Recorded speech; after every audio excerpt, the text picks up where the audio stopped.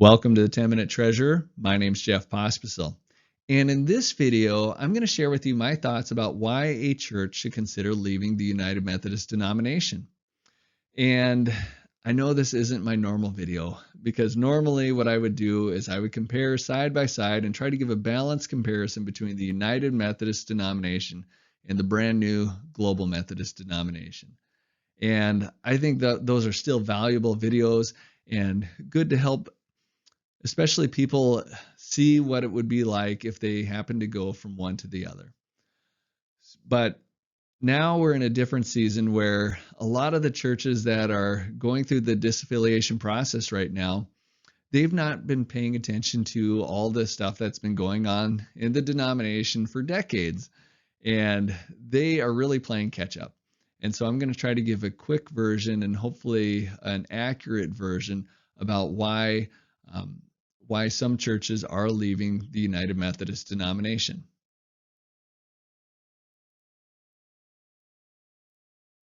So I'm going to start off in a little bit different place than you might expect. I'm going to talk about the importance of pastors. And it was about 20 years ago now that my wife and we graduated from college and we went off to Bismarck, North Dakota, and we had a church shop for the very first time. And we ended up in Bismarck First United Methodist Church.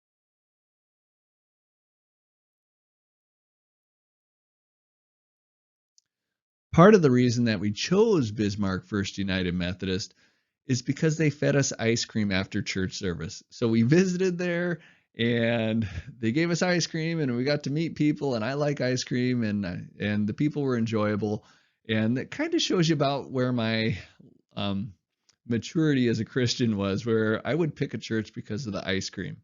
Anyway, thankfully, Kermit Culver was the pastor there, and he is a tremendous pastor. You know, a deep, deep faith, a good role model. And then later on, Ross and Val Reinhiller came, and I didn't even realize they were ordained, but they came in and got to know them. And at that time, I went from being a guy that would choose a church based on the dessert that they offered to reading through the Bible every year. So I've made that a habit. To tithing, to being super active in the church, to being the church treasurer. I think our family was there not only on Sunday morning, usually from about 8 until noon, but also Wednesday evening, Saturday morning, and various other things that were going on. We were in various other groups and ministries. So throughout the week, we were there a whole lot. We just really enjoyed it. We always felt like we were filled up when we went to Bismarck First United Methodist Church. And I really credit it to the depth of maturity of Kermit and Ross and Val. I didn't know it at the time, but their example and their influence had a big effect on all of us in that church.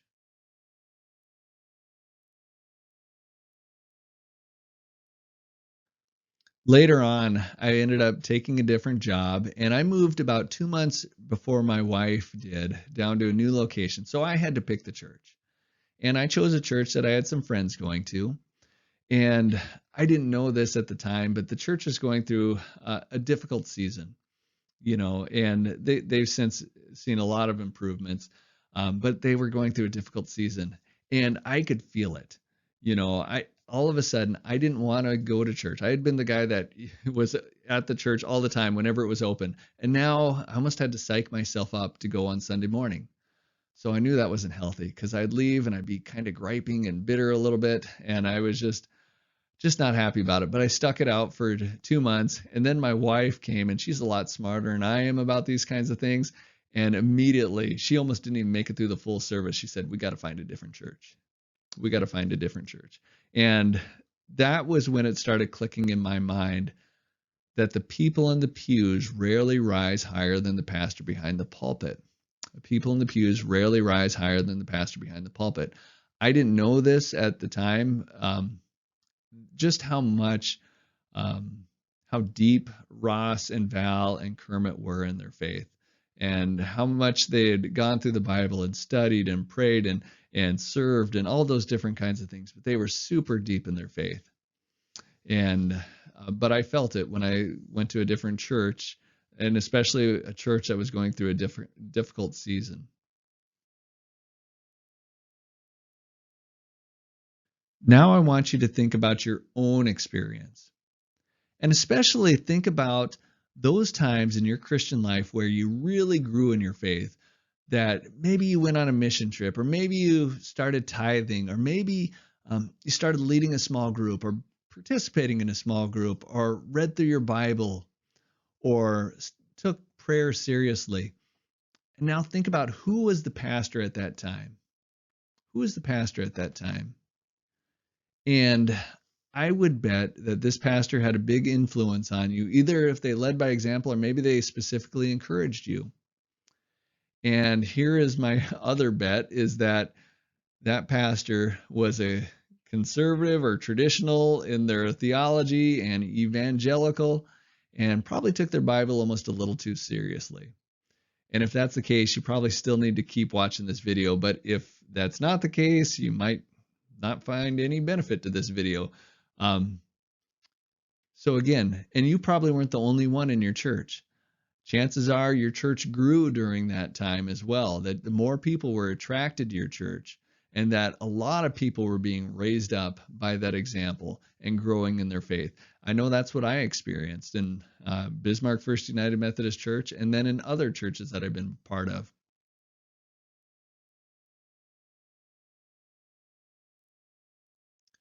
And similar to how our pastors have an influence on the people in the pews, as well as the people that might be drawn to our churches, the bishops have an influence on our pastors. They set an example for our pastors. They help determine who might be drawn to ministry. So they help determine who might be the future pastors. And to give you an example about who these bishops are, here's the 13 newest bishops in the United Methodist denomination. And these were just elected in 2022, and all 13 of them are in favor of getting rid of the restrictive language on human sexuality in the discipline. And I use this excerpt from the protocol, which if you're not familiar with that, I'll put a link into the description, but it's the clearest one that says this is our direction we're going. And so what does that mean? That means they want to allow same-sex marriages, and they want to allow practicing homosexual pastors. And so removing the restricted language is one thing, but at all 5 jurisdictional conferences where these bishops were elected, they passed a resolution that seems to be almost celebrating LGBTQIA+. And one of the bishops that was elected, when asked about the traditional plan and the traditional view of marriage, said it's like a virus that is making the American church sick, and it will make the whole world sick, the whole church world sick. And why is this important? I think one of the reasons this is important is I don't hear them making a biblical case for changing our historic view on human sexuality. You know, as United Methodists, we've had this view for 50 years, and the vast majority of the Christian church has had it for almost 2,000 years. And before that, the Jews had it, this traditional view of marriage and sexuality. And at least if we're going to address it, I don't want an emotional appeal all the way. I want to know, why are we now able to do this? What in the Bible is allowing us to make this change? Because I think once you start dismissing or the Bible in certain areas, you tend to dismiss it in other areas. And an example of this was one of our current bishops elected in 2016 basically said that Jesus was a bigot and a racist, and he needed to be confronted so he could grow. And that's probably not your traditional view of Jesus, I'm guessing. Another one of our bishops, and this is one that was just elected, when asked if we all needed to believe in the same Jesus, said, no, it's not important that we all agree on who Christ is. That should have been a softball question. You know, we should have said, we need to believe this. You know, you could have recited the Apostolic Creed or something like that. But no, it was that backtrack. We don't even need to believe in the same Jesus. So that's a concern. Once you start dismissing the Bible in one part, the tendency is to keep going and dismissing it in other areas that you may not like. And it's probably about at this point where some of you are thinking, Jeff, you're being awfully judgmental. I mean, who are you to judge? I remember one time I was presenting with a United Methodist friend of mine, and he had been a basketball ref for 35 years. And basically, at this point, he told me, Jeff, you need to remember, judge not. And I'm glad he didn't do the King James version of judge not lest ye be judged or anything like that. But he said, judge not. And it just struck me as funny. And I didn't have a comeback at the time because here was a basketball ref telling me not to judge. But he's right in a lot of aspects. The Apostle Paul, though, he talks about when to judge and when not to judge. 1 Corinthians chapter 5 says, for what have I to do with judging outsiders? Is it not those inside the church whom you are to judge? God judges those outside. Purge the evil person from among you. So again, he says, those people that are not in the church, don't judge them. That's not our job. We need to focus on our own people. And how are we to judge? Jesus Christ actually gives us some words on that.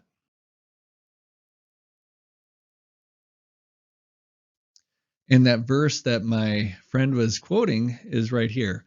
And I just want to read it out. So judge not that you be not judged, for with the judgment you pronounce, you will be judged. And with the measure you use, it will be measured to you. Why do you see the speck that is in your brother's eye, but do not notice the log that is in your own eye? Or how can you say to your brother, let me take the speck out of your eye when there is a log in your own eye? You hypocrite, first take the log out of your own eye, and then you will see clearly to take the speck out of your brother's eye. So again, this is talking about sin, but it's basically saying make sure you judge yourself first. It's actually not saying don't judge at all, because later on it says, then you're going to be able to help your brother. You're going to be able to judge them and help them with their sin problem. But make sure you judge yourself first, and then you can be able to help them. And I just remember this one illustration a pastor gave about a person that had a splinter in their eye. And just thinking about that, how helping somebody with their sin is like removing a splinter from somebody's eye. How they have to be willing to allow you to help them, first of all, and how gentle you'd have to be with that. But one thing they don't say is, they don't say, hey, it's not a splinter. Because it is something, it is damaging. And if you leave that splinter in there, it's going to cause much worse problems. It's going to get infected. You might go blind. So still, you have to address that splinter. You can't just ignore it. You have to address that sin. You just can't ignore it. But there's a timing and a willingness and a gentleness that needs to be done. And that's what I think about with any of these sins, whether it's homosexuality or lying or self-righteousness or any of those kinds of things. It is going to be like a medical treatment when we do it. So first of all, we have to look at our own heart, and then we'll be better equipped to help those that are in need of us.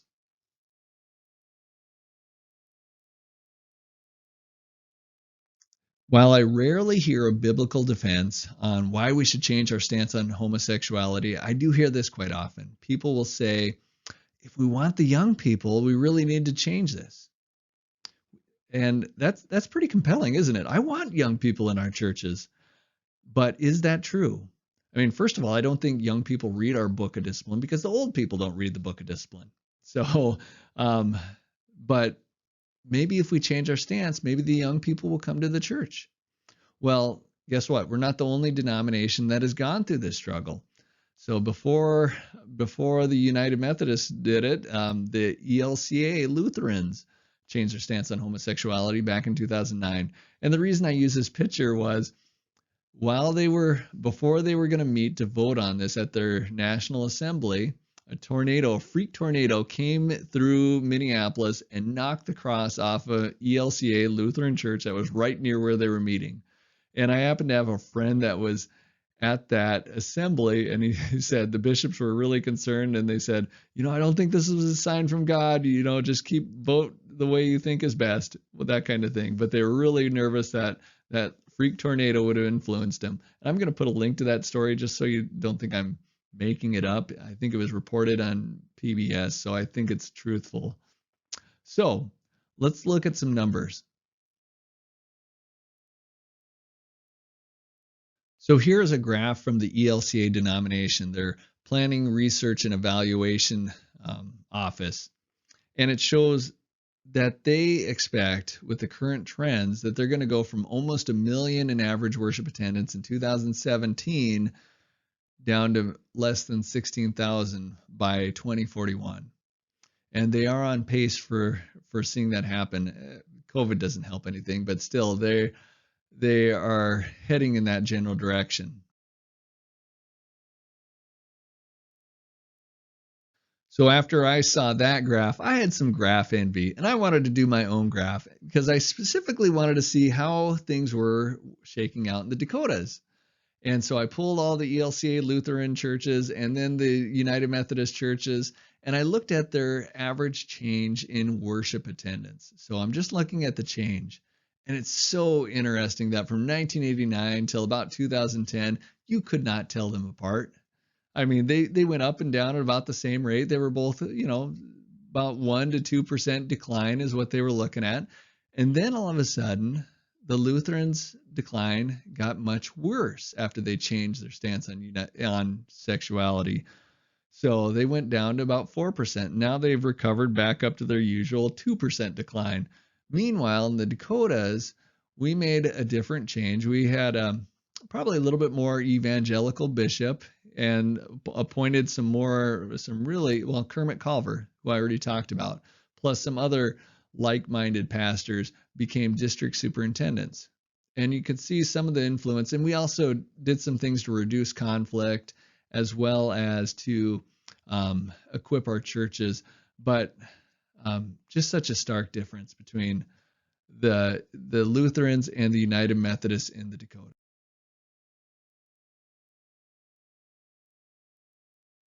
All right, last graph, I promise. But this one was just really, really interesting because it really illustrates the point.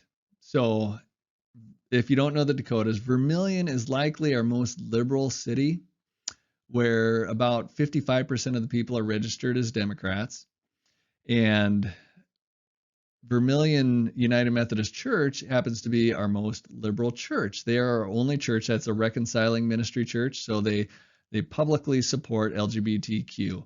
And they made that change right around here. So these are color coded by pastor. So they had one pastor during this time, and that pastor had been growing and growing that church, and then they changed their stance on homosexuality. They didn't do any same-sex marriages as far as I know. And actually at this time, the conference started putting money towards them to help them with their campus ministry.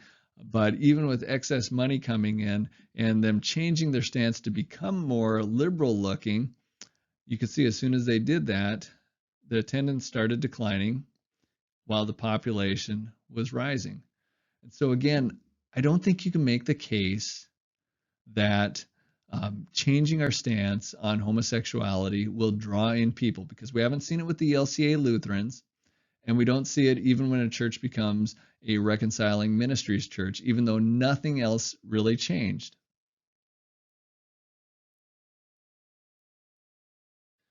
And I'm going to wrap this up because I've gone way long, but I want to just remind you that time is running out. That this process to leave the denomination, it expires on December 31st, 2023. And if somebody has ever told you that, well, they'll likely extend it or anything like that, well, guess what? They're not going to do that, because it says specifically in the legislation, it shall not be used after December 31st, 2023. So then your only option is, the only other way that I've seen a handful of churches leave, and it's very rare that they were able to do this, was the conference had to close them down, and then they had to buy back their property from the conference. So, and again, that was very rare and not a very clearly defined process. And I don't foresee, even at the general conference, a big push to allow more churches to leave. You can already see the more defensive position that most conferences are taking towards churches wanting to leave. And so again, time is running out. If you are thinking about disaffiliating, you have to have the process done before the end of the year.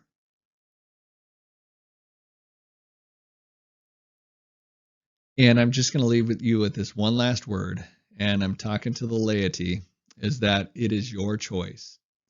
You are the ones that have invested so much of your time, effort, prayers, and money into the church. And you have the most at stake because it affects your community and your family and your friends. And it's just such a huge, huge choice. And really, when you're making this decision, you are, in a lot of ways, deciding on who your future pastors will be in your church. So maybe not your current one, but down the road, you're going to see pastors looking more and more like the leadership of your denomination. All right. Until next time, God bless.